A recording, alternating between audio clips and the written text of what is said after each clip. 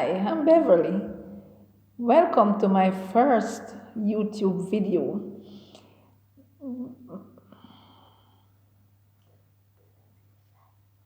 I'm a little shy because it's the first I'm doing this, so you have to bear with me. Um, my YouTube channel name is In Good Times and in Bad Times. So let it all begin. I'm gonna tell you a story about my childhood, which my childhood was very painful, and I want you guys to listen keenly for all what I'm saying. Okay? All right. It's all began like this. My mommy died when I was just 4.5 years old.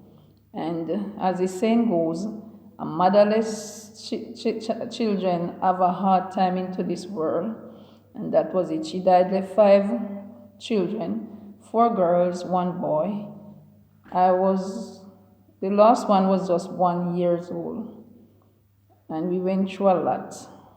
It wasn't easy.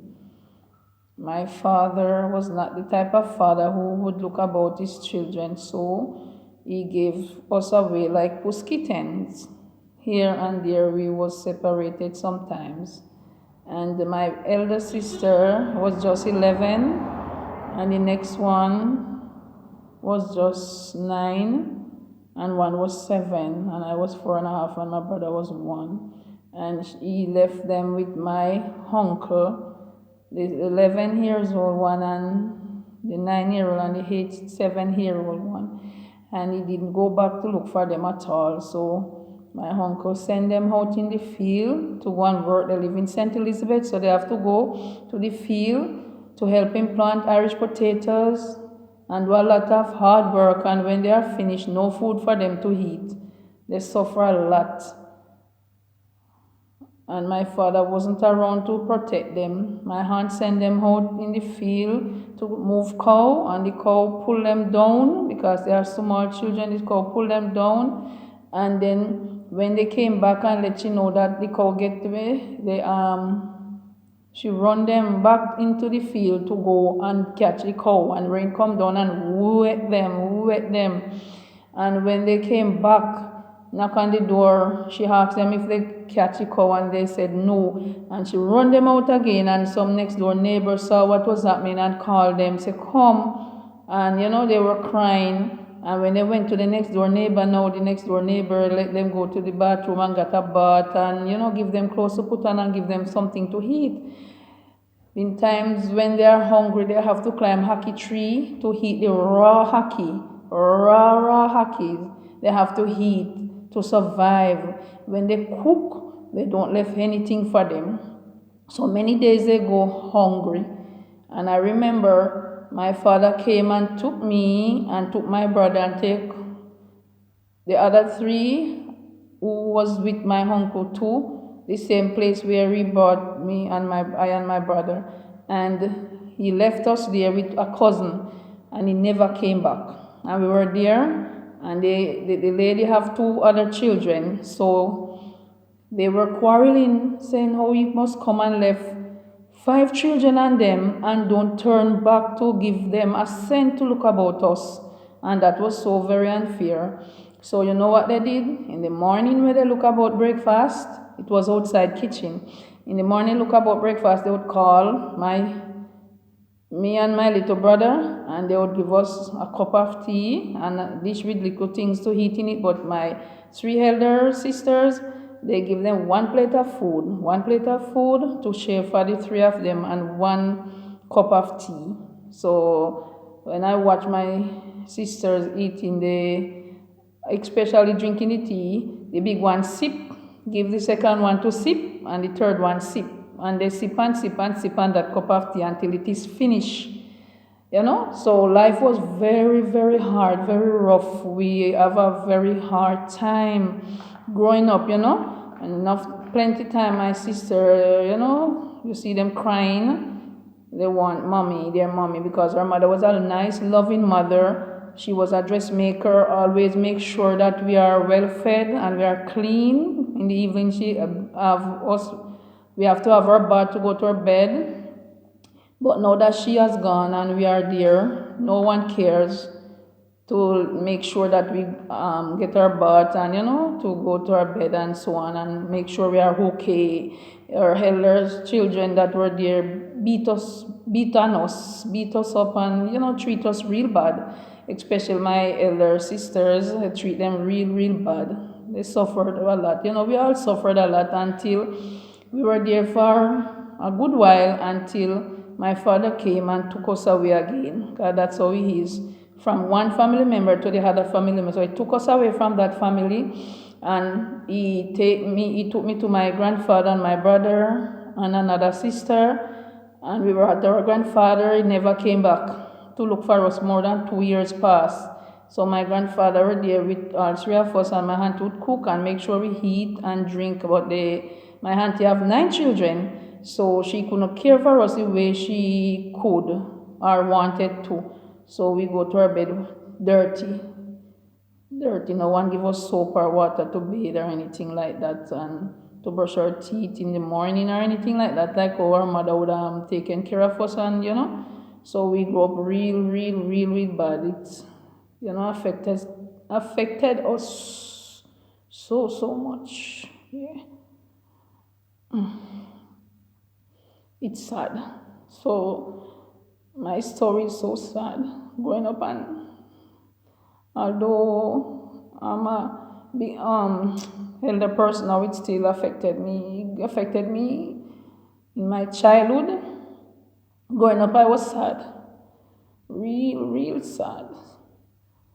Didn't have anyone to say I love you or, to care for you or anything like that. So it was very sad until we were at our grandfather. And when I was the age of 7, my father came and took me and my brother and gave us to another lady. And my other 3 sisters were living not far from us, so we get to be united once again. And life was very rough. He ended up come back for me and my brother and take us to the lady where the other 3 sisters was, so we end up with 5 of us there again. That lady was nice and she was looking about us real good, but things get hard. My father didn't turn up for about a year, and she get frustrated and start to quarrel now and said it is real hard to look about 5 of us, and my father doesn't come to look for us or give us anything. So she started quarreling and said my bigger sister have to cook for us. So when she cooks, she don't give us any. My sister have to cook, but she give her something to cook, and so on. So our life was miserable until a lady came by and saw me and said she liked me and she would like to take me. And the lady said, well, she can't just give me away like that because she have to consult my father, but whenever he comes. So my father eventually, about 2 weeks after that, he came and she tell her that a lady is interested to take me, and he said okay, and she sent call the lady and she came and she took me. That was the best day of my life. Yeah, she took me, and when I go to her house, it was well kept. And she made sure that I bathed and my teeth was brushed and I was clean to go to my bed. Yes, just like how my mother used to be. And she made sure I have shoes and socks on and I was well dressed going to school. So that was the happiest time of my life. So I was there with her and I went to school every day. She sent me to school and she sent me to church. So I was so very happy, but I was sad for my other brother and my sisters because I know they were unhappy. Until when I investigate, my father came and took my biggest sister, my eldest sister, and my little brother, and said I find a lady that will take care of them. So they went to stay with that lady, and my other sister now, a lady, wealthy family, took her. And then he left one sister until eventually another lady came and took her. So we were separated again. I was alone by myself. But I was happy then because that lady was so very nice. She treated me like her own daughter. Yes, and I went to school until at the age of 13, my father came and said he found a lady that he lived with and he want me to come and live with him. So the lady was sad and I was sad. So I ended up have to go with my father. And when I went, I was so unhappy. Very, very unhappy because where he was living, I didn't like that place. It wasn't nice. My brother was there and he was very sad.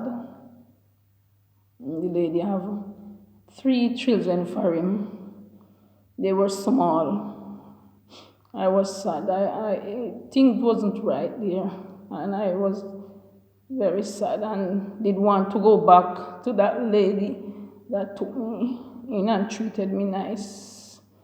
Because my father, when he came in from work, he never said to me, I love you, or treated me nice. We have to work like animal. We have to go and feed the pigs. Me and my brother, we have to go and tie the goats. We have to do a lot of chores. No pipe wasn't there, it was in a bush. We have to go to the river, get water, go to the pipe to get water. So we were back at square one again. Life was very, very bad, very, very rough. So I was so unhappy, very, very unhappy and sad. Each time I hug my brother and we'd cry. Yeah, we'd cry and said, it's a pity her mother have to die. Yeah, and I did blame God and said, why did you have to take my mother away, I did blame God because I thought it was God that just killed my mother like that and leave us to suffer. And my brother and I was so unhappy. We have to go to school, a far journey. We have to walk to go to school, and in the morning we have to get up and from 4 o'clock outside kitchen to look about breakfast for our father, and then we have to fill a drum of water, carry water on our head. Then after that, have to sweep the yard, my brother, go and feed the pigs, tie the goats, and then we bathe and run and walk to reach school early, because if we reach school late, we'd get beaten. If you are late, you get beaten. So we have to run, walk, and then lunchtime, we have to come back home for lunch. So we have to run and walk. When we reach and get our lunch and eat, we have to start running and walking. And I don't know if you guys know about hitch pain, but the hitch pain hook us in our side. So we have to hippity hop. Because if we are late back from school, we're gonna get beaten again lunchtime. So life was very, very rough, I felt like a fish without water, living back then with my father, fish without water, until I went to the Harlot school, until time for me to go to the secondary school. So I went to the secondary school, and morning shift you have to wear white blouse, evening shift yellow blouse. And I'm telling you, I got on one uniform, one skirt to go to school, one blouse. So every evening I have to come home and wash my one yellow blouse. Every evening. And school over 5 o'clock. And by 5:30 my father said we must reach home 5:30, and that was more than 5 miles away from home. We have to drive and sometimes no drive and come to a far distance. And from that distance, when we get the drive to come, we have to walk more than 3 miles to reach home. And he said when school over 5 o'clock, we must reach home 5:30, the latest 6. If we don't reach home in time, we get beaten. So sometimes when school over, I have to grab my bag and run and walk through shortcut. I have some shortcut through some bush, some cane fields. Yeah, you have to go through the cane field, run and walk to reach home on time, that we don't get any beating. We even said to him, sir, remember we have to take drive, and sometimes when school over, the bus don't come the same time, and then we have to come off. He doesn't want to hear anything from you. He was a dark man. I don't know what he was or who he was. He was a very dark man. He don't sit and reason with you or listen to what you have to say. So I grew up like a wild animal. Yeah, I grew up like a wild animal. Didn't even talk to people. I was so very shy, so I don't know what to say. So I have to run and walk, run and walk, run and walk. You know, when other girls socialize with talking to boys and so on and so forth. Not me. I have to run and walk to go home when school over. And when I reach home, I have to make a change of my uniform, wash my blouse, put out, and then have to go for water. We have to go again and catch water. And the water where we catch for washing was nearby at a river, but the drinking water was far away. And we come home hungry now. And then I say you want something to eat or anything, we have to just change and hurry up and go and, we were like some animals, so we were sad. My brother and I were so sad, and every time we meet together, like when we left gone for the water, now it's while walking, we talking to, discussing our sadness and say we were gonna run away. Yeah, I said I'm gonna run away, and he said he's gonna run away too, but I kind of bear on and try going to school and praying to God, talking to God to help us and putting my trust in God. Say, one day you're going to help us, Father, And it happened that I left from morning shift now to evening shift, so my blouse have to be changed now. I have to get a white blouse, and I tell him that this summer, I said I have to get a white blouse to go back to school September. He said yes, and when September come, didn't get any white blouse. Have the same whole skirt. The one skirt, what me start out with, me still have to wear. So he never give me the white blouse. So eventually on morning shift, I was the only one in white blouse, and I was so embarrassed. Everybody looking at me. So I was so sad. Everybody looking at me in my yellow blouse when I should be in my white blouse. Everybody in white, So when we have class outside on the corridor, the principal wife would pass by and grab me by the sleeve, my blouse sleeve, and said, "You must not wear back any yellow blouse to school. You must wear white." And I was so ashamed, everybody looking at me, But what can I do? I tell them they don't buy it for me, so I still have to wear my yellow blouse. So one day, she was passing and she touched me and said, "Come here." And I get up and she take me to her office. She said to me, "Why are you wearing yellow blouse?" So I explained everything to her. I said, "I don't have a mother, and I tell my father I need white blouse, but he didn't buy it, so I have to wear my yellow blouse. And I only have the one. I have the one in 10th grade, and now I'm in 11th grade. I still have the one and the one skirt." And she said, "Oh my," and she sent me to the guidance counselor, and I went and, the guidance counselor talked with me and encourages me and says, "It's okay." And she says, "It's okay, wear your yellow blouse to school." So I continue wearing my yellow blouse to school until I get holiday and went to visit my father family, and I told my cousin, and she have some white blouse, and she gave me about 3. I was so happy that when I get back to school now, everybody saw me in my white blouse. I was so very happy, So life was very, very sad growing up, very, very sad, and it affected me so very much. I eventually end up have to run away. Yeah, I run away. Couldn't take it anymore. I try my best, but my father never come to me and said, "My daughter, so and so be the case or anything." You just say, like, you want something, I want a cup of water. I said, "Gyal," that's how you address me, "Gyal, bring a cup of water, come give me." And me bring it to him. He will say thanks. And me wait on it and give you. But he call me by my name yet. And he don't call my brother by his name either. He, "Boy, bring that for me. Boy, you fool. Girl, why so and so?" You understand? He never really take us and sit and talk with us or let us feel loved. No. So I grew up without love. Yeah, I didn't know what love is. No one ever hugged me and kiss me and say, "I love you," as a little child growing up.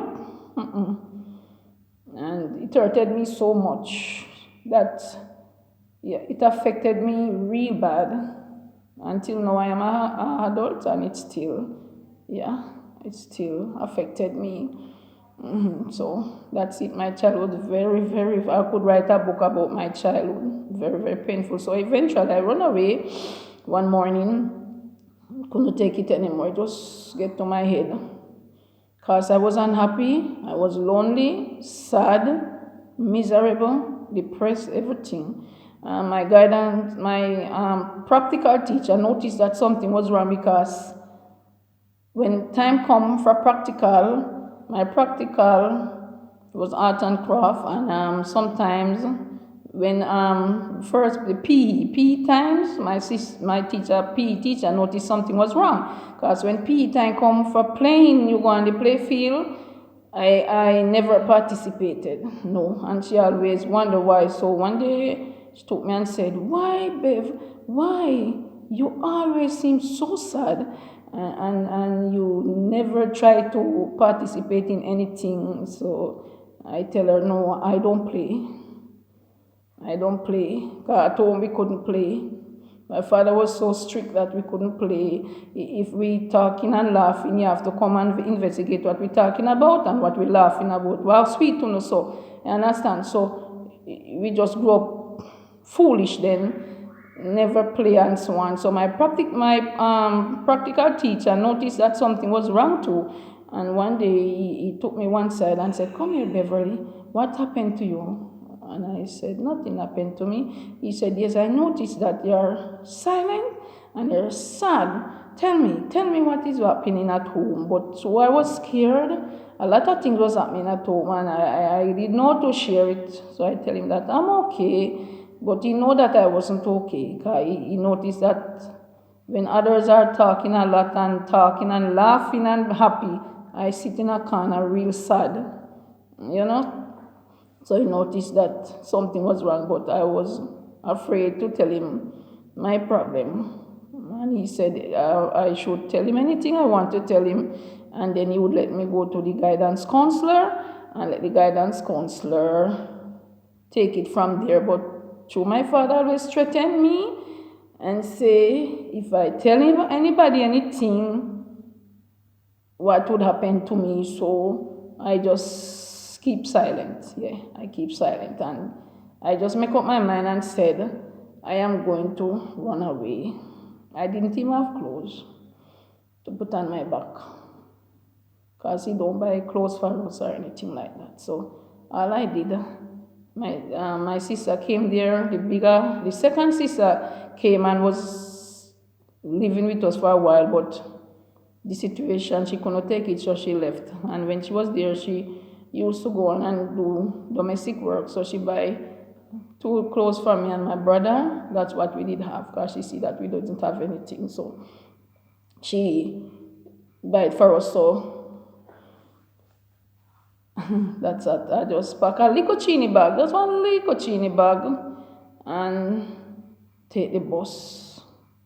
He went into town, so me just pack my little bag, and me have my little money, so me walk and get me drive and pray for no book him up in a mobile if he go beat me up, and me know the drive to go to my mother's family. So I went and tell my grandfather everything. Yeah, he was crying. Yeah, my mother's father. He was crying, and say, it's a pity we mother have to die and leave us, and then we have to suffer. So my grandfather let me stay. And then my father realized I was missing. So about a week he came. So he came for me, and my grandfather said, you're not gonna get her, She's not gonna leave. God, children don't run from bad. From good. Right. Children don't run from good, so it must be something bad. So he was saying he's going for the police to come and get me. And my grandfather said, you go for the police and see who they're going to lock up. If it isn't you, same one they're going to lock up. So eventually no police no come. So eventually I was there until poor grandfather can't help me. So eventually I have a auntie who didn't have any children. So my grandfather sent for her and talked with her and said, it's a is your sister, they left Pitney. So see what you can do for her. She and my mother was sister just by father's side, not mother's side, yeah. So she said, all right. So she took me and I went and lived with her. She feed me well, not going to complain about that, but when I went there, she never buy a dress, give me or anything, and she said that I didn't have any clothes, but she didn't. She didn't buy anything for me, and she didn't try to send me back to school, because I was just 15 going 16, and she didn't try to send me to a training center or anything like that. She out there and she have a shop, but she didn't allow me in her shop to sell or anything. She didn't trust me to go in her shop and sell her, So there, and I clean the house and I carry water and I do all what I could do, because I wasn't a lazy person. So she feed me and so on, but never tried to help me in any way at all. So eventually one day, she said, I have to go and look work. Think about that now. Then now I reached 16. Yeah, 16, and she said, we must go look work. Me now not have no educational background if you go look no work. Me no understand not about the work field or anything. Just need some love and somebody who will take care of me. And she was saying, if you go look work. Anyway, that time I not even know in the town good. So you know what me do? Me take bus. Me know say if you come after one place named Clock. That time I'm Montego Bay. So me always when me going anywhere, me come off right at the clock. At the so me mark on the clock street. Now me walk on it and look for no last. Cause me no know we will be. Cause me used to go no way. So anyway, me went up here now and they walk. When me